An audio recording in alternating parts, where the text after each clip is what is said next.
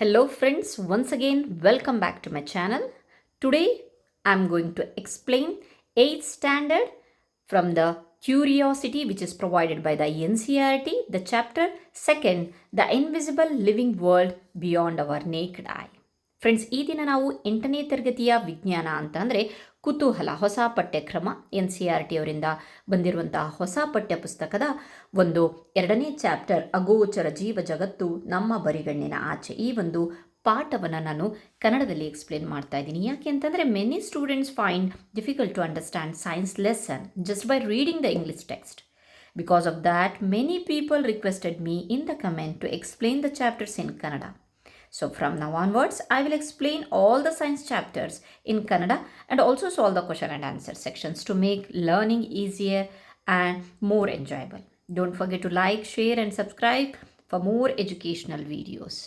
Okay, friends, ಸ್ವಲ್ಪ ಹೊಸ ಒಂದು ಸಿಲೆಬಸ್ ಆಗಿರೋದ್ರಿಂದ ಕನ್ನಡದಲ್ಲಿ ಎಕ್ಸ್ಪ್ಲೇನ್ ಮಾಡಿ ಅಂತ ಹೇಳಿಬಿಟ್ಟು ಬಹಳ ಜನ ರಿಕ್ವೆಸ್ಟ್ ಮಾಡಿದ್ದಾರೆ, ಕಮೆಂಟ್ ಮಾಡಿದ್ದಾರೆ. ಸೊ ಹಾಗಾಗಿಬಿಟ್ಟು ಈ ಒಂದು ಪ್ರಯತ್ನವನ್ನು ಮಾಡ್ತಾ ಇದ್ದೀನಿ. ಫಸ್ಟ್ನೇ ಚಾಪ್ಟರ್ ಆಲ್ರೆಡಿ ಕನ್ನಡದಲ್ಲಿ ನಾನು ಎಕ್ಸ್ಪ್ಲೇನ್ ಮಾಡಿದ್ದೀನಿ, ಅದರ ಕ್ವಶನ್ ಆನ್ಸರ್ಸು ಸಹ ನಾನು ಅಪ್ಲೋಡ್ ಮಾಡಿದ್ದೀನಿ. ಆ್ಯಕ್ಚುಲಿ ಫಸ್ಟ್ನೇ ಚಾಪ್ಟರಿಗೆ there is no question answers mentioned in the textbook. ಯಾವುದೇ ಒಂದು ಕ್ವಶನ್ ಆನ್ಸರ್ಸ್ ಇಲ್ಲ. ಆಲ್ದೋ ನಾನು ಕೆಲವೊಂದು ಕ್ವಶನ್ ಆನ್ಸರ್ಗಳನ್ನು ಸ್ವಂತಕ್ಕೆ ಪ್ರಿಪೇರ್ ಮಾಡಿ ಹಾಕಿದ್ದೀನಿ. ಓಕೆ, ಸೊ ಬನ್ನಿ ನಾವು ಈ ಒಂದು ಕ್ವಶನ್ ಆನ್ಸರ್ ಈ ಒಂದು ಟೆಕ್ಸ್ಟ್ ಬುಕ್ಕಲ್ಲಿ ಏನಿದೆ ಅಂತ ಹೇಳಿಬಿಟ್ಟು ನೋಡೋಣ. ಅಗೋಚರ ಜೀವ ಜಗತ್ತು ನಮ್ಮ ಬರಿಗಣ್ಣಿನ ಆಚೆ ಅಂತ. ಮಕ್ಕಳೇ ಅಥವಾ ಪೇರೆಂಟ್ಸ್ ಆಗಿರ್ಬೋದು, ಟೀಚರ್ಸ್ ಆಗಿರ್ಬೋದು, ಈ ಒಂದು ಫಸ್ಟ್ನೇ ಪೇಜಲ್ಲಿ ಏನಿದೆ, ಸೊ ನಾನು ಲೈನ್ ಬೈ ಲೈನ್ ಕನ್ನಡದಲ್ಲಿ ಟ್ರಾನ್ಸ್ಲೇಟ್ ಮಾಡೋಕ್ಕಾಗೋದಿಲ್ಲ. ಸೊ ಒಂದು ಇಡೀ ಪೇಜ್ನಲ್ಲಿ ಏನಿದೆ ಅನ್ನೋದನ್ನು ಅದರ ಒಂದು ಜಿಸ್ಟನ್ನು ಹೇಳಬಲ್ಲೆ. Okay fine, let me start. ಏನಿದೆ ಈ ಒಂದು ಫಸ್ಟ್ನೇ ಪೇಜು? ಓಕೆ, ಈ ಒಂದು ಪೇಜ್ ನಂಬರ್ 9ನಲ್ಲಿ ಏನಿದೆ ಅಂತ ಹೇಳಿದರೆ, ನಮ್ಮ ಕಣ್ಣಿಗೆ ಎಲ್ಲ ವಸ್ತುಗಳು ಕಾಣೋದಿಲ್ಲ. ನಮಗೆ ಗೊತ್ತುಂಟು, ತುಂಬ ಚಿಕ್ಕದಾದ ವಸ್ತುಗಳು ಮತ್ತು ಜೀವಿಗಳು ನಮ್ಮ ಕಣ್ಣಿಗೆ ಕಾಣೋದಿಲ್ಲ. ಹಳೆ ಕಾಲದಲ್ಲಿ ಜನರು ಇಂತಹ ಸೂಕ್ಷ್ಮ ಜೀವಿಗಳ ಬಗ್ಗೆ ತಿಳಿದಿರಲಿಲ್ಲ, ಅವ್ರಿಗೆ ಗೊತ್ತಿರಲಿಲ್ಲ. ಒಂದಿನ ಏನಾಗುತ್ತಪ್ಪ ಅಂತಂದರೆ, ವಿಶೇಷವಾದ ಗಾಜಿನ ಮೂಲಕ ನೋಡಿದಾಗ ಚಿಕ್ಕ ವಸ್ತುಗಳು ದೊಡ್ಡವಾಗಿ ಕಾಣ್ತವೆ ಎಂಬುದನ್ನು ಅವ್ರು ಕಂಡುಹಿಡಿದಿದ್ರು. ಆ ಗಾಜನ್ನೇ ಅವರು ಲೆನ್ಸ್ ಅಂತ ಹೇಳಿಬಿಟ್ಟು ಹೇಳಿದರು. ಓಕೆ, ನಂತರ ವಿಜ್ಞಾನಿಗಳು ಇನ್ನೂ ಶಕ್ತಿಯುತವಾದ ಲೆನ್ಸ್ಗಳನ್ನು ತಯಾರಿಸಿ ಮ್ಯಾಗ್ನಿಫೈಯಿಂಗ್ ಗ್ಲಾಸಸ್ ಅಂತ ಹೇಳ್ತಾರಲ್ವ, ಅದನ್ನು ಮತ್ತು ಮೈಕ್ರೋಸ್ಕೋಪನ್ನು ಸಹ ಕಂಡುಹಿಡಿದ್ರು. ಮೈಕ್ರೋಸ್ಕೋಪ್ನ ಒಂದು ಸಹಾಯದಿಂದ ನಮ್ಮ ಕಣ್ಣಿಗೆ ಕಾಣದ ಸೂಕ್ಷ್ಮ ಜೀವಿಗಳ ಅದ್ಭುತ ಜಗತ್ತನ್ನು ನೋಡಲು ಸಾಧ್ಯವಾಯಿತು.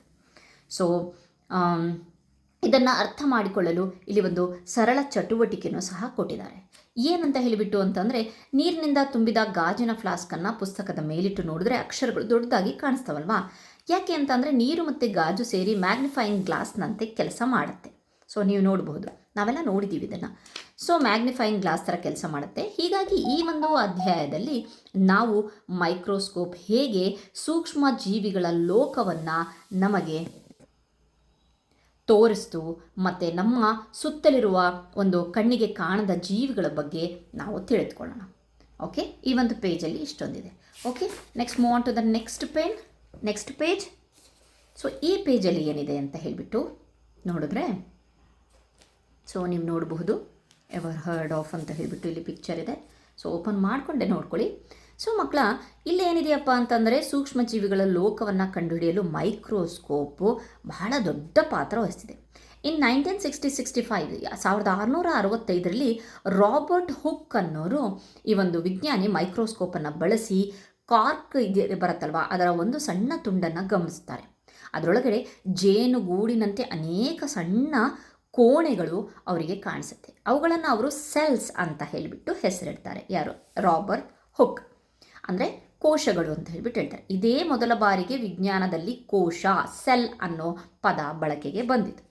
ಅದೇ ಸಮಯದಲ್ಲಿ ಆಂಟೋನಿ ವಾನ್ ಲಿವಾನ್ ಹುಕ್ ಅನ್ನೋ ಒಬ್ಬ ಡಚ್ ವಿಜ್ಞಾನಿ ಕೂಡ ಉತ್ತಮ ಮೈಕ್ರೋಸ್ಕೋಪ್ಗಳನ್ನು ತಯಾರಿಸಿದರು.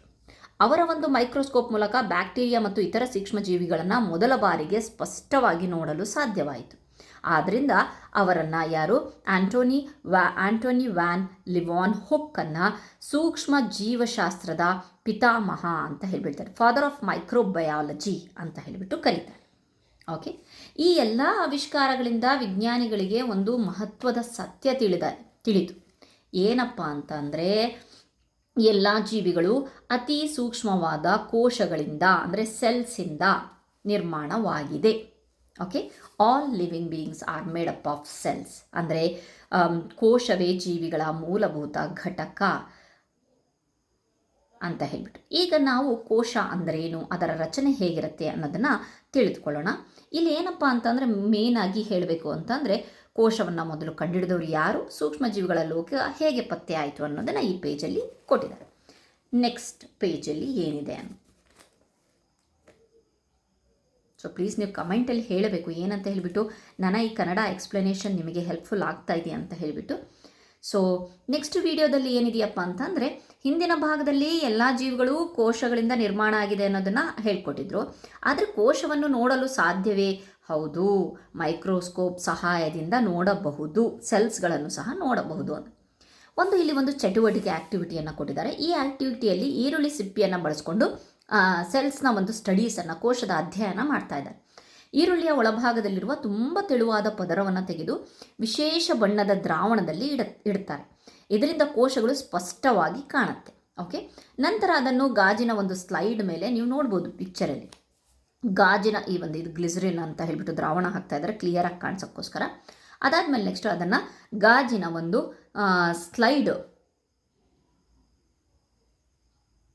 ಓಕೆ, ಗಾಜಿನ ಸ್ಲೈಡ್ ಮೇಲೆ ಇಟ್ಟು ಮೈಕ್ರೋಸ್ಕೋಪ್ ಮೂಲಕ ಗಮನಿಸ್ತಾ ಇದ್ದಾರೆ. ಓಕೆ, ನೆಕ್ಸ್ಟ್ ಮೈಕ್ರೋಸ್ಕೋಪ್ನಲ್ಲಿ ನೋಡಿದಾಗ ಏನಾಯಿತು ಅಂತ ಹೇಳಿಬಿಟ್ಟು ಇಲ್ಲಿ ಕೊಟ್ಟಿದ್ದಾರೆ. ನೋಡಿದಾಗ ಈರುಳ್ಳಿಯ ಕೋಶಗಳು ಸಣ್ಣ ಸಣ್ಣ ಆಯತಾಕಾರದ, ಓಕೆ, ಸಣ್ಣ ಸಣ್ಣ ಈ ರೀತಿಯಾಗಿ ಆಯತಾಕಾರದ ಒಂದು ಕೋಣೆಗಳಂತೆ ಕಾಣ್ತವೆ. ಅವು ಒಂದಕ್ಕೊಂದು ಅಂಟಿಕೊಂಡು ಸರಿಯಾಗಿ ಜೋಡಿಸಲ್ಪಟ್ಟಿರುತ್ತೆ. ಇದು ಇಟ್ಟಿಗೆಯಿಂದ ಕಟ್ಟಿದ ಒಂದು ಗೋಡೆ, ನೀವು ನೋಡಬಹುದು ಬೇಗ ಅದು ಗೋಡೆ ಟೈಪಲ್ಲೇ ಕಾಣಿಸ್ತಾ ಇರೋದು. ಸೊ ಗೋಡೆ ಟೈಪಲ್ಲಿ ಇರುತ್ತೆ. ಇಲ್ಲಿ ಗೋಡೆನೂ ಸಹ ಕೊಟ್ಟಿದ್ದಾರೆ ನೋಡಿ. ಸೊ ನಿಮಗೆ ಒಂದು ಕಂಪ್ಯಾರಿಷನ್ ಆಗೋಕ್ಕೋಸ್ಕರ. ಸೊ ಅದು ಒಂದು ಇಟ್ಟಿಗೆ ಜೋಡಿಸಿದ ಒಂದು ಗೋಡೆಯಂತೆ ಕಾಣಿಸುತ್ತೆ. ಗೋಡೆ ಅನೇಕ ಇಟ್ಟಿಗೆಗಳಿಂದ ನಿರ್ಮಾಣ ಆದಂತೆ ಸಸ್ಯಗಳ ದೇಹವು ಅನೇಕ ಕೋಶಗಳಿಂದ ನಿರ್ಮಾಣವಾಗಿದೆ. ಪ್ರತಿ ಕೋಶದಲ್ಲೂ ಇಲ್ಲಿ ಅಬ್ಸರ್ವೇಷನ್ ಏನು ಕೊಟ್ಟಿದ್ದಾನೆಂದರೆ, ಪ್ರತಿ ಕೋಶದಲ್ಲೂ ಕೆಲವು ಮುಖ್ಯ ಭಾಗ ಇರುತ್ತೆ. ಏನಪ್ಪ ಅಂತಂದರೆ ಹೊರಭಾಗದಲ್ಲಿ ಕೋಶ ಗೋಡೆ, ಸೆಲ್ ವಾಲ್ ಹೊರಭಾಗದಲ್ಲಿ. ನೆಕ್ಸ್ಟು ಒಳಗಡೆ ಕೋಶ ಪೊರೆ, ಸೆಲ್ ಮೆಂಬ್ರೇನ್, ಸೈಟೋಪ್ಲಾಸಮ್ ಇದೆ, ನ್ಯೂಕ್ಲಿಯಸ್ ಇದೆ. ಓಕೆ, ಈ ಒಂದು ಕೇಂದ್ರಕವನ್ನು ಕೋಶದ ನಿಯಂತ್ರಣ ಕೇಂದ್ರ ನ್ಯೂಕ್ಲಿಯಸ್ ಅಂತ ಹೇಳಿಬಿಟ್ಟು ಹೇಳ್ತೀವಿ. ಹೀಗಾಗಿ ಈ ಚಟುವಟಿಕೆಯಿಂದ ಸಸ್ಯಗಳ ದೇಹವು ಲಕ್ಷಾಂತರ ಕೋಶಗಳಿಂದ ನಿರ್ಮಾಣ ಆಗಿದೆ ಅನ್ನೋದನ್ನು ನಾವು ಅರ್ಥ ಮಾಡಿಕೊಂಡು, ಒಂದೇ ಸಾಲಿನಲ್ಲಿ ಹೇಳಬೇಕು ಅಂತಂದರೆ ಇಟ್ಟಿಗೆಗಳು ಸೇರಿ ಗೋಡೆ ನಿರ್ಮಾಣ ಆದಂತೆ ಕೋಶಗಳು ಸೇರಿ ಸಸ್ಯದ ದೇಹ ನಿರ್ಮಾಣವಾಗುತ್ತೆ ಅನ್ನೋದು ಈ ಒಂದು ಆ್ಯಕ್ಟಿವಿಟಿ ಮೂಲಕ ಗೊತ್ತಾಗುತ್ತೆ. So move on to the next page. ಇಲ್ಲೂ ಸಹ ಒಂದು ಆ್ಯಕ್ಟಿವಿಟಿಯನ್ನು ಕೊಟ್ಟಿದ್ದಾರೆ, ಲೆಟ್ ಅಸ್ ಇನ್ವೆಸ್ಟಿಗೇಟ್ ಅಂತ. ಹಿಂದಿನ ಚಟುವಟಿಕೆಯಲ್ಲಿ ನಾವು ಈರುಳ್ಳಿಯ ಕೋಶವನ್ನು ನೋಡಿದ್ವಲ್ವಾ, ಈಗ ನಾವು ಮಾನವನ ಕೆನ್ನೆಯ ಒಳಭಾಗದಲ್ಲಿರುವ ಕೋಶವನ್ನು ನೋಡೋಣ. So rinse your mouth with clean water. ಇಲ್ಲಿ ನೋಡ್ತಾ ಇರೋದು ಏನು, ನಮ್ಮ ಬಾಯಿಯ ಒಳಭಾಗದಲ್ಲಿರುವ ಕೆನ್ನೆಯ ಮೇಲ್ಮೈಯಿಂದ ಕೆಲವು ಕೋಶಗಳನ್ನು ತೆಗೆದು ಮೈಕ್ರೋಸ್ಕೋಪಲ್ಲಿ ನೋಡಿದಾಗ ಅವು ಈರುಳ್ಳಿ ಕೋಶಗಳಿಗಿಂತ ಭಿನ್ನವಾಗಿ ಕಾಣ್ತವೆ. ಈಗ ಈರುಳ್ಳಿ ಕೋಶಗಳು ಆಯತವಾಗಿದ್ದರೆ ಈ ಒಂದು ಕೆನ್ನೆಯ, ನಮ್ಮ ಒಂದು ಬಾಯಿ ಒಳಗಿರುವ ಕೆನ್ನೆಯ ಕೋಶಗಳು ಅಸಮ ಆಕಾರದಲ್ಲಿ ಬಹುಭುಜಾಕೃತಿ ಅಂತ ಹೇಳ್ತಾರಲ್ವ, ಮ್ಯಾಥ್ಸಲ್ಲಿ ಇದೆಯಲ್ವಾ, ಸೊ ವರ್ಡು ಆ ರೀತಿಯಾಗಿ ಕಾಣಿಸ್ತಾ ಇದೆಯಂತೆ. ಸೊ ನೀವು ನೋಡಬಹುದು ಇಲ್ಲಿ. ಓಕೆ, ಇಲ್ಲಿ ಹ್ಯೂಮನ್ ಚೀಕ್ ಸೆಲ್ಸಿಗೂ ಮತ್ತು ಆನಿಯನ್ ಪೀಲಲ್ಲಿರುವಂತಹ, ಇಲ್ಲಿ ನೋಡ್ಬೋದು ಆನಿಯನ್ ಪೀಲಲ್ಲಿ ಈ ರೀತಿಯಾಗಿದೆ, ಬಟ್ ಹ್ಯೂಮನ್ ಚೀಕ್ ಸೆಲ್ಸಲ್ಲಿ ಈ ರೀತಿಯಾಗಿದೆ. ಓಕೆ, ನೆಕ್ಸ್ಟ್ ನಮ್ಮ ಬಾಯಿಯ ಒಳಭಾಗದಲ್ಲಿರುವ ಕೆನ್ನೆಯ ಮೇಲ್ಮೈಯಿಂದ ಕೆಲವು ಕೋಶಗಳನ್ನು ತೆಗೆದು ಮೈಕ್ರೋಸ್ಕೋಪಲ್ಲಿ ನೋಡಿದಾಗ ಅವು ಬಹುಭುಜಾಕೃತಿಯಲ್ಲಿ ಇದೆ. ಓಕೆ, ಆದರೆ ಎರಡರಲ್ಲೂ ಕೆಲವು ಸಾಮಾನ್ಯ ಭಾಗ ಇದೆ. ಏನು? ಪ್ರತಿಯೊಂದು ಕೋಶದಲ್ಲೂ ಇಲ್ಲೂ ಸಹ ಸೆಲ್ ಮೆಂಬ್ರೇನ್ ಇದೆ, ಸೈಟೋಪ್ಲಾಸ್ಮ್ ಇದೆ, ನ್ಯೂಕ್ಲಿಯಸ್ ಇದೆ. ಅಲ್ಲೂ ಸಹ ಇತ್ತು, ಇಲ್ಲೂ ಇದೆ. ಇವು ಕೋಶದ ಮೂಲಭೂತ ಭಾಗಗಳಾಗಿದೆ ಅಂತ ಹೇಳ್ಬಿಟ್ಟು ಗೊತ್ತಾಗುತ್ತೆ. ಹಾಗಾದರೆ ಕೋಶ ಪೊರೆ ಅಂತ ಹೇಳ್ತಾರಲ್ವ, ಏನು?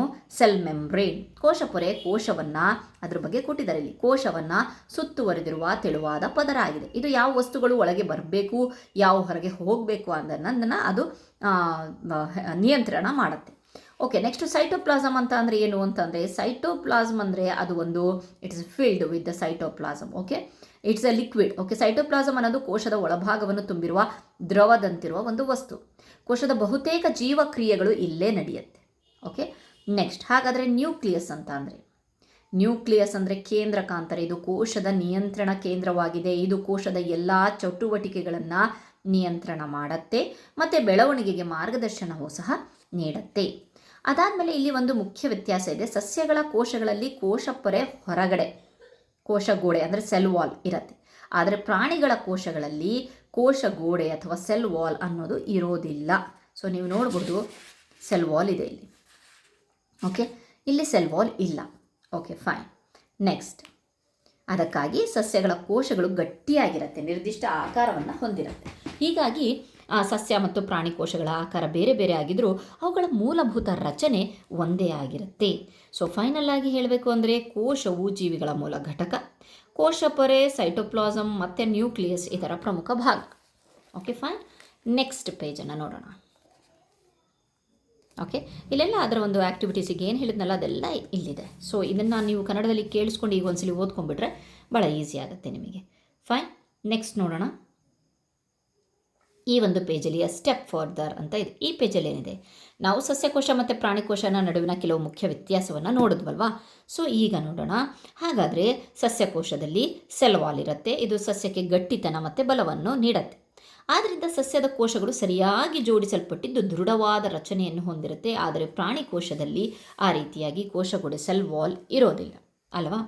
ನೆಕ್ಸ್ಟು ಸಸ್ಯಕೋಶದಲ್ಲಿ ನೋಡಬಹುದು ನೀವು, A is an animal cell ಪ್ರಾಣಿಕೋಶ, B is an plant cell. ಇಲ್ಲಿ ಸೆಲ್ ವಾಲ್ ತೋರಿಸಿದ್ದಾರೆ, ಬಟ್ ಇಲ್ಲಿ ಸೆಲ್ ವಾಲ್ ತೋರಿಸಿಲ್ಲ. ಅದು ಬಿಟ್ಟರೆ ಸೆಲ್ ಮೆಂಬ್ರೇನ್ ಇದೆ, ನ್ಯೂಕ್ಲಿಯಸ್ ಇದೆ, ಸೈಟೋಪ್ಲಾಸಮ್ ಇದೆ. ಓಕೆ, ನೆಕ್ಸ್ಟ್ ಮೈಟೋಕಾಂಡ್ರಿಯಾನು ಇಲ್ಲೂ ಎರಡರಲ್ಲೂ ಇದೆ. ಓಕೆ, ನೆಕ್ಸ್ಟ್ ವ್ಯಾಕ್ಯೂಲ್ ಇಲ್ಲ.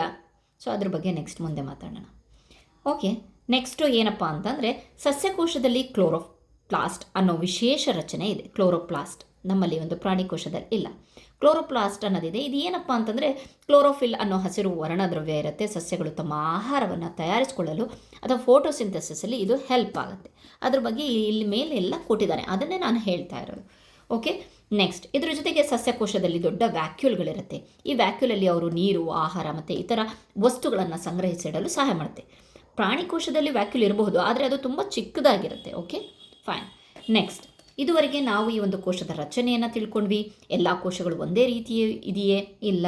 ಜೀವಿಯ ಅಗತ್ಯಕ್ಕೆ ಅನುಗುಣವಾಗಿ ಕೋಶಗಳ ರಚನೆ, ಆಕಾರ ಬದಲಾಗ್ತಾ ಇರುತ್ತೆ. ಉದಾಹರಣೆಗೆ ಹೇಳಬೇಕು ಅಂತಂದರೆ ಇಲ್ಲಿ ಹೇಳ್ತಾ ಇದ್ದಾರೆ ಏನಂತ ಅಂದರೆ ಸ್ನಾಯುಕೋಶ, ಮಸಲ್ಸ್ ಸೆಲ್ ಉದ್ದವಾಗಿದೆ. ಮಸಲ್ ಸೆಲ್ಸು ನೀವು ನೋಡಬಹುದು ಉದ್ದವಾಗಿದೆ, ಚಲನೆಯಲ್ಲಿ ಸಹಾಯ ಮಾಡುತ್ತೆ. ಮತ್ತೊಂದೆಡೆ ನರಕೋಶ ನರ್ವ್ ಸೆಲ್ಸ್ ಇದೆಯಲ್ಲ, ಅವು ಬಹಳ ಉದ್ದವಾಗಿದ್ದು ಹಲವಾರು ಶಾಖೆಗಳನ್ನು ಹೊಂದಿರುತ್ತದೆ. ಇದು ದೇಹದ ಒಂದು ಭಾಗದಿಂದ ಮತ್ತೊಂದು ಭಾಗಕ್ಕೆ ಸಂದೇಶವನ್ನು ವೇಗವಾಗಿ ಸಾಗಿಸಲು ಸಹಾಯ ಮಾಡುತ್ತೆ. Muscle cells. Okay, muscle cells ಇದೆ. ನೆಕ್ಸ್ಟು ನರ್ವ್ ಸೆಲ್ಸು ಇದೆ. ಅದು ಬೇರೆ ಬೇರೆ ಇದೆ. ಹೀಗಾಗಿ ಕೋಶಗಳ ಆಕಾರ ಬೇರೆ ಬೇರೆ ಇದ್ದರೂ ಪ್ರತಿಯೊಂದು ಕೋಶ ತನ್ನದೇ ಆದ ವಿಶೇಷ ಕಾರ್ಯವನ್ನು ನಿರ್ವಹಿಸ್ತದೆ. ಅಂದರೆ ಕೋಶದ ಆಕಾರ ಮತ್ತು ಅದರ ಕಾರ್ಯದ ನಡುವೆ ನೇರವಾದ ಒಂದು ಸಂಬಂಧ ಇರುತ್ತೆ ಅನ್ನೋದು ಈ ಪ್ಯಾರಾಗ್ರಾಫಲ್ಲಿ ಇದೆ. ಹೇಳಬೇಕು ಕಂಪ್ಲೀಟ್ ಈ ಒಂದು ಪೇಜ್ನ ಜಿಸ್ಟ್ ಅಂತ ಅಂದರೆ ಜೀವಿಯ ಅಗತ್ಯಕ್ಕೆ ತಕ್ಕಂತೆ ಕೋಶಗಳ ಆಕಾರ ಬದಲಾಗುತ್ತೆ. ಆಕಾರ ಬದಲಾದಂತೆ ಅವುಗಳ ಕಾರ್ಯಗಳು ಸಹ ವಿಶೇಷವಾಗಿರುತ್ತೆ. ಓಕೆ, ನೆಕ್ಸ್ಟ್ ಪೇಜ್ ನೋಡೋಣ. Page number 14. ಈ ಪೇಜಲ್ಲಿ ಏನಿದೆ ಅಂತೆ, ಪ್ರತಿಯೊಂದು ಕೋಶ ಒಂದೇ ರೀತಿಯಲ್ಲಿರೋದಿಲ್ಲ. ಅವುಗಳ ಆಕಾರ, ಗಾತ್ರ, ರಚನೆ ಅವು ಮಾಡಬೇಕಾದ ಕೆಲಸಕ್ಕೆ ಅನುಗುಣವಾಗಿ ಬದಲಾಗುತ್ತೆ ಅಂತ ಹೇಳ್ಬಿಟ್ಟು ಹೇಳಿದ್ವಲ್ವಾ. ಸೊ ಹಾಗಾದರೆ ಈ ಒಂದು ಪೇಜಲ್ಲಿ ಏನಿದೆ, ಉದಾಹರಣೆಗೆ ಕೆನ್ನೆಯ ಒಳಭಾಗದಲ್ಲಿ ಕೋಶಗಳು ತೆಳುವಾಗಿದ್ದು ರಕ್ಷಣಾತ್ಮಕ ಪದರವನ್ನು ನಿರ್ಮಿಸುತ್ತೆ. ನರಕೋಶಗಳ ಬಗ್ಗೆ ಎಲ್ಲ ಒಂದ್ರ ಬಗ್ಗೆ ಹೇಳಿದಾರಷ್ಟೇ. ನರಕೋಶಗಳು ಅಥವಾ ನ್ಯೂರಾನ್ಗಳು ಉದ್ದವಾಗಿದ್ದು ಶಾಖೆಗಳನ್ನು ಹೊಂದಿರುತ್ತೆ. ಇದರಿಂದ ದೇಹದ ಒಂದು ಭಾಗದಿಂದ ಮತ್ತೊಂದು ಭಾಗಕ್ಕೆ ಸಂದೇಶವನ್ನು ವೇಗವಾಗಿ ಸಾಗಿಸಲು ಸಾಧ್ಯವಾಗುತ್ತೆ. ಅದೇ ರೀತಿ ಸಸ್ಯಗಳಲ್ಲೂ ವಿಭಿನ್ನ ರೀತಿಯ ಕೋಶ ಇದೆ. ಕೆಲವು ನೀರನ್ನು ಸಸ್ಯದ ಎಲ್ಲ ಭಾಗಗಳಿಗೆ ಕಳಿಸಿದರೆ, ಇನ್ನು ಕೆಲವು ಆಹಾರವನ್ನು, ನಮಗೆ ಗೊತ್ತುಂಟು ಕ್ಸೈಲಮ್ ಫ್ಲೋಯಮ್ ಬಗ್ಗೆ ನಾವು 7th ಸ್ಟ್ಯಾಂಡರ್ಡಲ್ಲಿ ಆಲ್ರೆಡಿ ವಿ ಲರ್ನ್ ಅಲ್ವಾ. ಸೊ ನೆಕ್ಸ್ಟು ನಮ್ಮ ದೇಹದ ಜೀರ್ಣಾಂಗ ವ್ಯವಸ್ಥೆ ಬಗ್ಗೆ ಕೊಟ್ಟಿದ್ದಾನೆ. ಇಲ್ಲಿ ನೋಡಬಹುದು. ಜೀರ್ಣಾಂಗ ವ್ಯವಸ್ಥೆಯನ್ನು ಗಮನಿಸಿದರೆ ಆಹಾರ ನಾಳದಲ್ಲಿ ಇರುವ ಸ್ನಾಯುಕೋಶಗಳು ಕುಗ್ಗಿ ಹಿಗ್ಗುವ ಮೂಲಕ ಆಹಾರವನ್ನು ಹೊಟ್ಟೆಯ ಕಡೆಗೆ ತಳ್ಳುತ್ತವೆ ಅಲ್ವಾ. ಸೊ ಏನಪ್ಪ ಅಂತಂದರೆ ಹೊಟ್ಟೆಯೊಳಗಿನ ಕೆಲವು ಕೋಶಗಳು ಜೀರ್ಣರಸವನ್ನು ಉತ್ಪಾದಿಸುತ್ತೆ. ಹೀಗೆ ವಿವಿಧ ಕೋಶಗಳು ತಮ್ಮ ತಮ್ಮ ಕೆಲಸಗಳನ್ನು ಮಾಡಿಕೊಂಡು ಒಟ್ಟಾಗಿ ದೇಹದ ಕಾರ್ಯಗಳನ್ನು ನಡೆಸುತ್ತೆ. ಮೊದಲು ಸೆಲ್ ಇರುತ್ತೆ. ಸೊ ಇದು ವೆರಿ ಇಂಪಾರ್ಟೆಂಟ್. ಸೆಲ್ ಇರುತ್ತೆ. ಬಹಳಷ್ಟು ಕೋಶಗಳು ಸೇರಿ ಒಂದೇ ರೀತಿ ಕೆಲಸ ಮಾಡುವ ಅನೇಕ ಕೋಶಗಳು ಸೇರಿ ಟಿಶ್ಯೂ ಆಗುತ್ತೆ. ಅದಾದಮೇಲೆ ಹಲವು ಅಂಗಾಂಶಗಳು ಸೇರಿ ಆರ್ಗನ್ ಆಗುತ್ತೆ. ಬಹಳಷ್ಟು ಅಂಗಗಳು ಸೇರಿ ಆರ್ಗನ್ ಸಿಸ್ಟಮ್ ಆಗುತ್ತೆ. ಆರ್ಗನ್ ಸಿಸ್ಟಮ್ಗಳು ಕೊನೆಗೆ ಎಲ್ಲ ಅಂಗವ್ಯವಸ್ಥೆಗಳು ಸೇರಿ ಒಂದು ಸಂಪೂರ್ಣ ಜೀವಿ ಅಂದರೆ ಆರ್ಗ್ಯಾನಿಸಮ್ ಆಗುತ್ತೆ. ಕೋಶ, ಅಂಗಾಂಶ, ಅಂಗವ್ಯವಸ್ಥೆ, ಅದಾದಮೇಲೆ ನೆಕ್ಸ್ಟ್ ಜೀವಿ. ಇದು ಜೀವಿಗಳ ದೇಹದ ಒಂದು ಸಂಘಟನೆಯ ಹಂತಗಳು ಅಂತ ಹೇಳ್ಬೋದು. ಇನ್ನೊಂದೇನಪ್ಪ ಅಂತಂದರೆ ಒಂದು ಆಸಕ್ತಿದಾಯಕ ವಿಷಯ ಅಂತಂದರೆ ಪ್ರತಿಯೊಂದು ಸಂಕೀರ್ಣ ಜೀವಿಯ ಒಂದು ಸಂಕೀರ್ಣ ಜೀವಿ ಇದೆಯಲ್ವಾ, ಜೀವನ ಒಂದು ಕೋಶದಿಂದನೇ ಆರಂಭ ಆಗೋದು. ಆ ಒಂದು ಕೋಶ ಮತ್ತೆ ಮತ್ತೆ ಮತ್ತೆ ಡಿವೈಡ್ ಆಗಿ ವಿಭಜನೆಗೊಂಡು ಲಕ್ಷಾಂತರ ಕೋಶಗಳಾಗತ್ತೆ ಅಲ್ವಾ. ಸೊ ಲಕ್ಷಾಂತರ ಕೋಶಗಳಾದ ಮೇಲೆ ಇಂತಹ ಅನೇಕ ಕೋಶಗಳಿಂದ ನಿರ್ಮಾಣವಾದ ಜೀವಿಯನ್ನು ನಾವು ಮಲ್ಟಿ ಸೆಲ್ಯುಲರ್ ಆರ್ಗ್ಯಾನಿಸಮ್ ಅಂದರೆ ಬಹುಕೋಶೀಯ ಜೀವಿ ಅಂತ ಕರೀತೇವೆ. ಮನುಷ್ಯ, ಪ್ರಾಣಿಗಳು, ಸಸ್ಯಗಳು ಇದಕ್ಕೆ ಉದಾಹರಣೆ ಆಗಿದೆ. ಅಂದರೆ ಒಂದು ಕೋಶದಿಂದ ಆರಂಭವಾಗಿ ಕೋಶಗಳು ಸೇರಿ ಅಂಗಾಂಶ, ಅಂಗವ್ಯವಸ್ಥೆ, ಕೊನೆಗೆ ಸಂಪೂರ್ಣ ಜೀವಿ ನಿರ್ಮಾಣ ಆಗುತ್ತೆ ಅನ್ನೋದನ್ನು ಈ ಪೇಜಲ್ಲಿ ಹೇಳ್ತಾರೆ. ಓಕೆ, ನೆಕ್ಸ್ಟ್ ಪೇಜಲ್ಲಿ ಹೋಗೋಣ. ನೆಕ್ಸ್ಟ್ ಪೇಜಲ್ಲಿ ಏನಪ್ಪ ಇಲ್ಲಿ ಹೇಳಿದ್ದಾರೆ ಅಂತ ಅಂದರೆ ಸೂಕ್ಷ್ಮ ಜೀವಿಗಳಂದ್ರೆ ಏನು ಅನ್ನೋದನ್ನು ಇಲ್ಲಿ ತಿಳಿದುಕೊಳ್ಳೋಣ. So what are micro organism?